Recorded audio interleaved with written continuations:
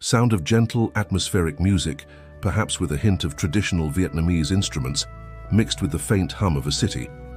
I used to think power was something you could buy, something you could hold. For me, it was the velvet smoke of a Cuban cigar on a London skyscraper terrace. It was control, a ritual of success. I'd smoked the world's most expensive cigars, believing each puff solidified my place in the world. But I was wrong. The most profound experience of my life didn't cost a penny. It was offered to me by an old man in a nameless village, and it came in a rough handmade pipe. Music shifts, becomes more rustic, sounds of nature, gentle wind, distant birds.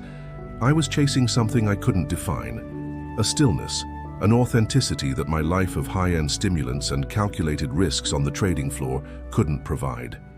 This quest took me far from the familiar buzz of Saigon, deep into the Mekong Delta, a place where time itself seemed to dissolve into the emerald rice paddies and languid canals.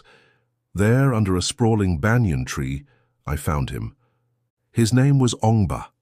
His skin was like dried leather, his eyes like polished jade. He was the village elder, radiating a quiet authority that came from decades of enduring sun, wind, and flood. He was preparing his afternoon smoke, and his pipe was a study in simplicity. A 3-foot length of bamboo with a small wooden bowl. It was called a điếu cày, a farmer's pipe. It looked less like a luxury and more like an ancient tool. I sat down, the air thick with the scent of damp earth and drying rice. I managed to ask him in my broken Vietnamese, "Hello, sir. Your tobacco?" "It is different." He smiled, a slow ripple across his face. "Ah, Westerner," he said. "This is not tobacco, this is the breath of the earth. Would you like to try?" This was it, the moment I'd been searching for. The ultimate uncommercialized experience. My mind flashed back to my younger self, chasing fleeting highs, and then to my present self, demanding controlled performance. This pipe, this điếu cày, promised something else entirely, something raw, something truthful. "Yes," I replied. "I would be honored." Ong Ba carefully packed the tiny bowl with a dark, coarse tobacco called thuốc. He placed a glowing piece of charcoal on top. The ritual was slow, deliberate, almost sacred. "Remember," he instructed, his tone serious. "Inhale very deep. Do not exhale. This must go straight to the heart." I nodded confidently. I was a master of deep inhalation from my cigar days. How different could this be? He handed me the pipe. It felt heavy, the cool bamboo solid in my hands. I put my lips to the mouthpiece, and, as he applied the ember, I took a sharp, deep breath.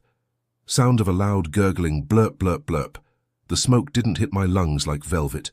It hit me like a solid wall. It was an explosion. It felt like taking a cannon blast directly to the chest. My world went white. I couldn't breathe in, I couldn't breathe out. My body, so used to being in control, reacted with violent, absolute surrender. A rush of pure, unfiltered nicotine flooded my system. The banyan tree, the rice paddies, the horizon, it all tilted and spun. I fell backward off the bench like a felled tree, landing hard. My eyes were watering, my skin was slick with sweat, and my head was roaring with the sound of 10,000 motorbikes. I was completely undone. When the world stopped spinning, I saw 5 village elders standing over me. They weren't mocking me. They were smiling with gentle, knowing eyes. One of the women said something I understood without translation. "He needs a lower chair." Ong Ba handed me a cup of hot green tea. "Drink this," he said. "It will anchor you." The bitter tea cut through the shock.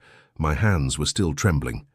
As I sat there, Ong Ba lit his own pipe, took a measured draw, and exhaled with perfect serenity. "Thuốc," he said, his calm voice settling my racing heart. "It forces you to stop. You cannot smoke it quickly. You cannot lie to it. It forces you to breathe deeply, to breathe truly." Then the elders began to share their stories. They spoke of the last great flood, how the river swallowed their fields.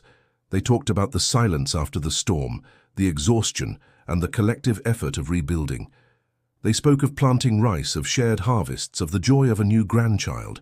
They were short, intense stories of hardship and resilience, told with a startling calmness. And in that moment I understood. My cigar ritual was about excluding the world, focusing on my own power. The thuốc lao was the opposite. It was a violent blast that forced you into total stillness. It was about surrendering control and being forced to listen. The shock had left me with a clean, unnerving clarity, the kind of hyper-focus I used to pay thousands for, delivered free with a village elder's smile. I asked for another turn. This time I approached the pipe not with arrogance, but with humility. I remembered my friend Chi Mai's lesson. Serenity isn't slowness, it's presence. I took a shorter, more respectful draw. The blast was still immense, but I was ready. I let the world sway, kept my eyes on Ong Ba's calm face, and then, slowly, I exhaled. I was still present. A quiet laugh escaped me. "I understand," I said. "It is not tobacco. It is the reset button." Ong Ba nodded, his eyes twinkling. "That's right, life is difficult, it has storms and losses. You must breathe it all in deeply, and then exhale everything out. After that, everything becomes normal again." The smoke session mirrored their life stories, intense hardship, followed by an immediate return to normal. No dwelling on trauma, just the forced clarity to keep moving forward. I left the village that day, not with the smell of expensive leather, but with the earthy scent of thuốc lao on my clothes. I had survived the blast and found my breath. I had traded controlled luxury for absolute surrender. I learned that true stillness isn't a permanent state. It's the profound, silent gap between two intense moments.